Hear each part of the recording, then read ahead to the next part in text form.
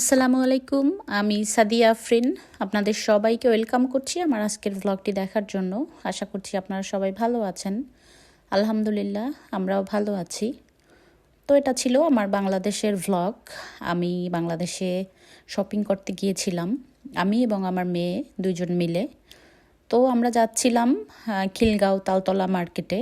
আমি যেহেতু বনশ্রীতে থাকি বা বনশ্রীতে ছিলাম, আমাদের বনশ্রীতে আমাদের বাড়ি, ওখান থেকে আমার খিলগাঁও তালতলা মার্কেটে যেতে একটু সুবিধে হয়, একটু সহজ হয় আমার জন্য। মেইন রোডে যেতে হয় না, আর ওখান থেকে একটা অটো নিয়েই চলে যাওয়া যায়। তো এই জন্য আমি আর আমার মেয়ে দুজনে মিলে গিয়েছিলাম খিলগাঁও তালতলা মার্কেটে। যতবার গিয়েছি ততবার ওই মার্কেটটাতেই গিয়েছি। আর মোটামুটি কম দামের মধ্যে অনেক কিছু পাওয়া যায়। আমাদের তো তেমন ওরকম কিছু কেনার প্রয়োজন ছিল না। কিছু সামান্য কিছু জুয়েলারি এবং কিছু সালোয়ার কামিজ কিনেছি। তো যাই হোক, আমি আর আমার মেয়ে ঘুরে ঘুরে দেখছিলাম। প্রথমে কয়েকটা দোকানে গিয়েছিলাম, আমার পরিচিত কিছু দোকান ছিল। আসলে এমন একটা অবস্থা হয়ে যায় যে একটু পরে, অনেক বছর পরে গেলে বা একটু পরে গেলে আর খেয়াল থাকে না যে কোন দোকানটাতে এসেছিলাম, গত বছর কোনটা থেকে কিনেছি। আমি গত বছরও খিলগাঁও তালতলা মার্কেটে গিয়েছিলাম। তো ঘুরে ঘুরে দেখছিলাম আর কিছু কিছু জিনিস কিনছিলাম। বাইরের দিকে যে জুয়েলারিগুলো বিক্রি করে মোটামুটি অনেক কম দামি আসলে পাওয়া যায়, যেগুলো আমরা আসলে লন্ডনে বসে কল্পনাও করতে পারি না এরকম দামে ওইখানে পাওয়া যায়। তো আমি কিছু জুয়েলারি এবং কিছু কাপড় কিনেছি ওখান থেকে। কসমেটিক্স কেনা হয় না আমার, কসমেটিক্স আমি বাইরে থেকে তেমন একটা কেনা হয় না। বিশেষ করে জুয়েলারিগুলো যেগুলো দুই একবার করে ব্যবহার করে এরপর ফেলে রাখা হয়, এগুলোই আর কি ব্যবহার করা হয় বা কেনা হয়। তো যাই হোক, আমি ঘুরে ঘুরে দেখছিলাম। অনেক সুন্দর সুন্দর জিনিস ছিল, যেটা দেখছিলাম সেটাই মনে হচ্ছিল কিনে নিয়ে যাই। বিশেষ করে জুয়েলারিগুলো, এগুলো আমার খুব পছন্দ, খুব ভালো লাগে।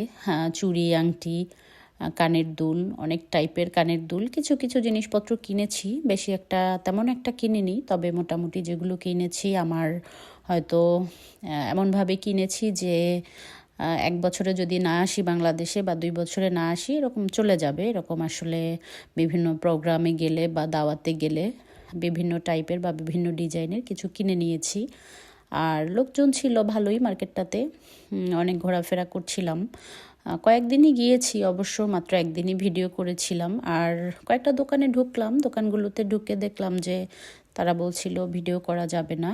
তো যাই হোক, ভেলপুরি দেখে খেতে ইচ্ছা করলো।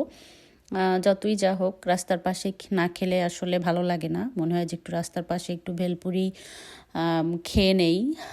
যতই 5 স্টারে খাই, 4 স্টারে খাই না কেন, এটার মজা আসলে অন্যরকম। জানি না কে কীভাবে মনে করেন। সবাই মিলে, বান্ধবীরা বা ফ্যামিলির সদস্য মিলে এরকম রাস্তার পাশে দাঁড়িয়ে ফুচকা, গোলগাপ্পা, পানিপুরি অথবা ভেলপুরি এরকম খেতে ভালোই লাগে। তো যাই হোক, আমরা একটু ভেলপুরি খেয়ে এরপর আমাদের কেনাকাটা শেষ করে চলে এসেছি। ওই দিন আবার আমার এক বোনের বাসায় দাওয়াত ছিল। তো বাসায় এসে দেখি আমার বোন সব কিছু আস্তে আস্তে রেডি করছে। অনেক টাইপের মাছ ছিল, কিছু মাছ, মাংস, বিভিন্ন টাইপের ভর্তা। তো যেহেতু বাইরে আমরা একটু ভেলপুরি খেয়ে এসেছি, এজন্য বললাম যে আমরা একটু পরেই খাবো। তো আস্তে আস্তে গুছাচ্ছিল, আর আমার 2 ছেলেকে রেখে গিয়েছিলাম বোনের বাসায়। তো আমার হাজব্যান্ডও চলে এসেছে এবং আমার দুলাভাই, সবাই মিলে বসে বসে গল্প করছিলাম, চা খাচ্ছিলাম। এরপর বাচ্চাদের খাবার দিয়ে দিয়েছে, ওরাও খেয়ে নিচ্ছিল। আসলে গল্প করতে করতে কখন যে সময় শেষ হয়ে গেছে টেরই পাইনি, তেমন একটা ভিডিও করাই হয়নি। তো যাই হোক, এই ছিল আমার আজকের ভ্লগ। ভালো থাকবেন সবাই, আমাদের জন্য দোয়া করবেন। আমার চ্যানেল ভালো লাগলে লাইক, কমেন্ট এবং সাবস্ক্রাইব করে পাশেই থাকবেন। আল্লাহ হাফেজ।